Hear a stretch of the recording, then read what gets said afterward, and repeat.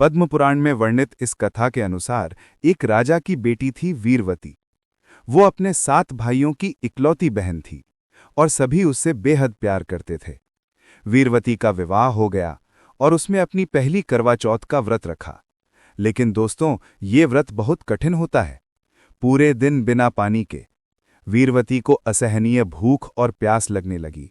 वो बार बार आकाश की ओर देखती, चांद निकला या नहीं, लेकिन अभी तो शाम भी नहीं हुई थी। उसके 7 भाई अपनी प्यारी बहन की ये हालत देखकर बेचैन हो गए। उन्हें अपनी प्यारी बहन की तकलीफ देखी नहीं गई, तो उन्होंने एक योजना बनाई।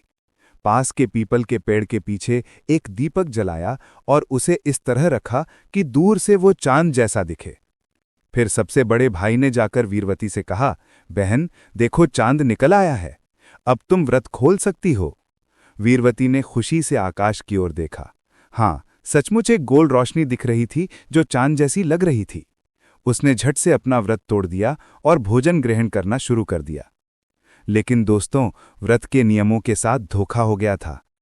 पहला कौर मुंह में जाते ही उसे खबर मिली, तुम्हारे पति बेहोश हो गए हैं। दूसरा कौर खाया तो खबर आई, उनकी हालत और बिगड़ गई है। और जैसे ही तीसरा कौर उठाया, संदेशवाहक दौड़ते हुए आया, रानी, महाराज की मृत्यु हो गई है। वीरवती का हाथ वहीं रुक गया, खाना मुंह में ही अटक गया। वो समझ गई कि उसने बहुत बड़ी गलती कर दी है।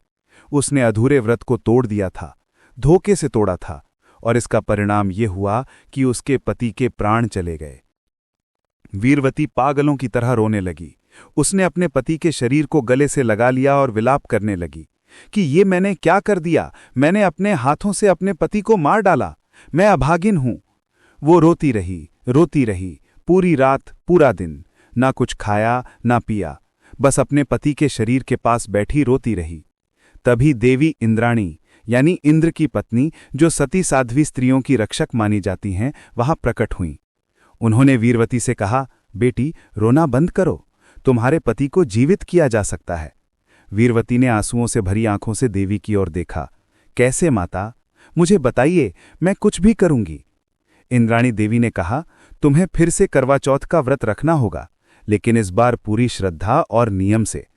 अगले वर्ष जब करवा चौथ आए तो सूर्योदय से पहले उठना, स्नान करना, पूरे दिन निर्जला उपवास रखना और जब असली चांद निकले तभी व्रत तोड़ना।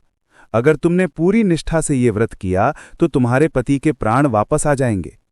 वीरवती ने हाथ जोड़कर कहा, माता, मैं ऐसा ही करूंगी, मैं पूरे 1 साल इंतजार करूंगी।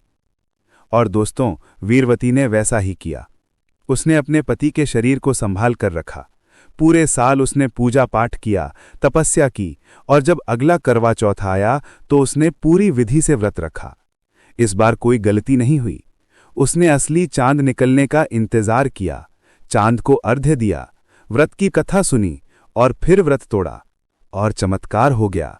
उसके पति के शरीर में हलचल हुई, धीरे धीरे उनकी आंखें खुली, प्राण वापस आ गए। वीरवती का धैर्य, उसकी श्रद्धा और उसका प्रेम, इन सब ने मिलकर मृत्यु को भी हरा दिया। यही कारण है कि आज तक स्त्रियां इतनी श्रद्धा से करवा चौथ का व्रत रखती हैं।